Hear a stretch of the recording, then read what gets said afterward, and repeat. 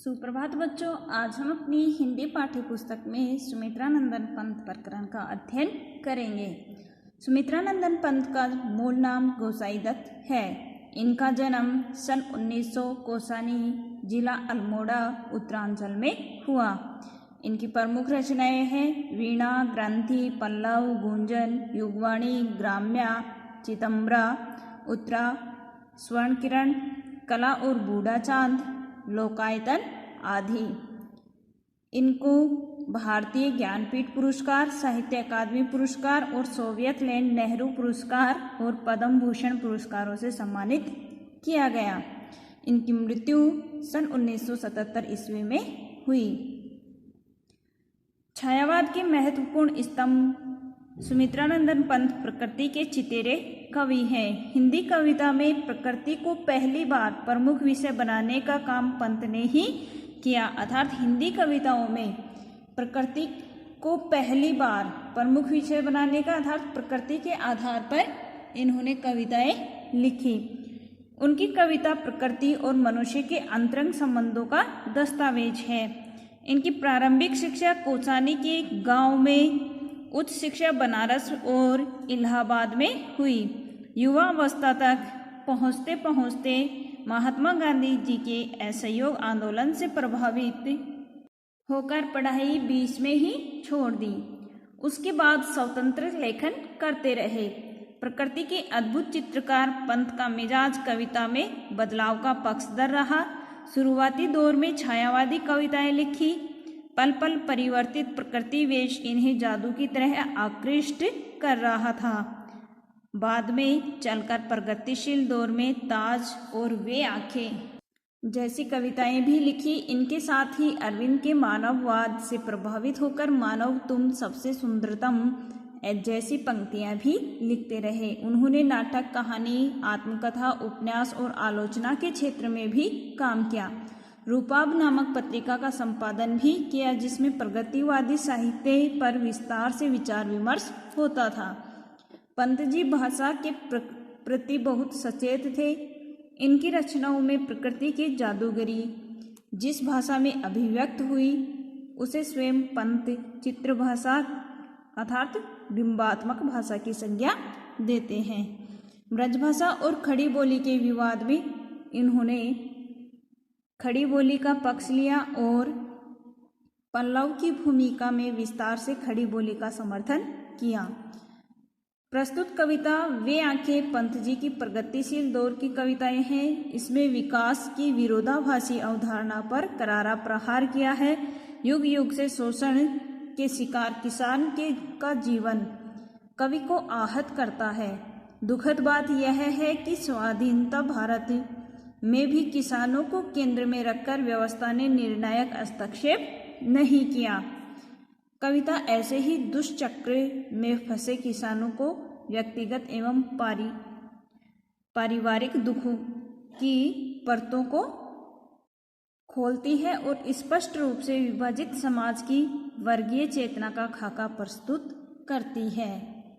अर्थात वे आंखें कविता में किसान की दयनीय दशा और वेदना को प्रस्तुत किया है। वे आंखें अंधकार की गुहा सरीखी उन आंखों से डरता है मन, भरा दूर तक उनमें दारुण दैन्य दुख का नीरव रोदन। यहाँ पर कवि किसान की उन आंखों का वर्णन करते हुए कहता है कि अंधकार की अर्थात उसकी जो दयनीय दिशा है, अंधकार से भरी हुई गुहा, गुफा के सम्मान, अंधकार जैसी गुफा के सम्मान उसकी उन आंखों से डरता है मन। उन आंखों को देख करके मेरा मन डरता है। कि किसान की दयनीय दिशा का चित्रण करते हुए यहाँ पर कवि कहते हैं कि किसान की अंधकार से भरी गुफा जैसी उन आंखों को देख करके मेरा मन डरने लगता है। भरा दूर तक उनमें दारुण, उन आंखों में दूर तक, दारुण यानी भयानक, भयानक दुख और दैन्य दुख का नीरव यानी मौन, रोदन, रुधन की उन आंखों की गहराइयों में दूर तक भयानक शोषण उत्पीड़न और विवशता मौन रुदन के साथ दिखाई देती है, अर्थात मौन रुदन उसकी आंखों में भरा हुआ है। वह स्वाधीन किसान रहा, अभिमान भरा आंखों में इसका, छोड़ उसे मझधार आज संसार कगार से दर्श वह किसका। स्वाधीन यानी आज़ाद, कि वह किसान आज़ाद हुआ करता था, वह किसान आज़ाद किसान था। अभिमान भरा आंखों में इसके, और जो उसके खेत थे उन पर उसे अभिमान था, गर्व था, वह अपने खेतों का स्वयं मालिक था और उन खेतों के कारण उसके मन में एक गर्व का अनुभव हुआ करता था। छोड़ उसे मझधार आज संसार कगार सदृश वह किसका। कगार होता है नदी का जो ऊंचा किनारा होता है वह, तो छोड़ उसे मझधार आज, कि यह जो संसार है आज उसे मझधार में बीच में ही डूबता हुआ छोड़ करके निकल गया है, अर्थात जो उसके खेत हैं वह छिन गए हैं और उसकी जो दयनीय दशा है वह अत्यधिक करुणामय है और उसे विपत्तियों में छोड़कर ही यह संसार है वह दूर हट गया है। जैसे मझधार में डूब रहे व्यक्ति को के पास में कोई भी नहीं जाता है, अर्थात जैसे मान लो कि नदी में कोई भी व्यक्ति डूब जाता है तो उसके पास में उसे बचाने के लिए सब भयभीत रहते हैं। उसी तरह से कहने का भाव यह है कि जब किसान के जीवन में दुख आए तब किसी ने उसकी सहायता नहीं की। लहराते वे खेत दृगों में हुआ बेदखल वह, अब जिनसे हंसती थी उसके जीवन की हरियाली जिनके तृण तृण से। लहराते हुए खेत दृगों में आंखों में, उसकी आंखों में उसके वो लहराते हुए खेत अभी भी दिखते हैं। हुआ बेदखल वह, अब जिनसे जमींदार ने अब उसे बेदखल कर दिया है, जिनसे जमींदार ने उसे अब बेदखल कर दिया है। हंसती थी उसके जीवन की हरियाली जिनके तृण तृण से।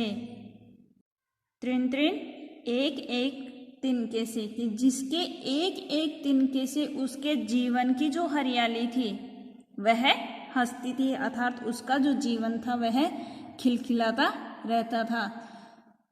अर्थात जो जमींदार युग में, जब पहले जमींदार युग में किसानों को खेत के पट्टे दिए जाते थे और जब वे जमींदार को लगान नहीं दे पाते थे तो जमींदार उनसे उन खेतों को वापस छीन लेता था और उसे उन खेतों से बेदखल कर देता था। तो एक किसान की भी यहाँ पर यही दशा है कि लहराते हुए जो उसके खेत थे उनको जमींदार ने छीन लिया है और जो उसके जीवन की खुशियाँ थी वह उस हरियाली के एक एक तिनके में बसती थी। आँखों ही में घूमा करता वह उसकी आँखों का तारा, कारकुनों की लाठी से जो गया जवानी में ही मारा।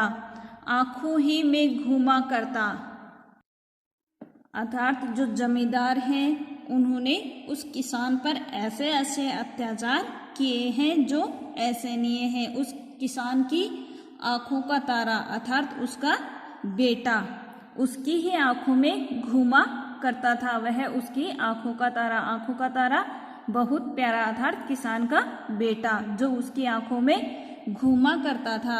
वह कारकुनों की लाठी से, जो कारकुन यानी जो सूदखोर थे, जमींदार थे, ठीक है, जमींदार के जो कारिंदे थे, जमींदार के जो आदमी थे उनकी लाठियों से गया जवानी में ही मारा। जवानी में ही उसके बेटे को लाठियों से जमींदारों के आदमियों ने मार दिया।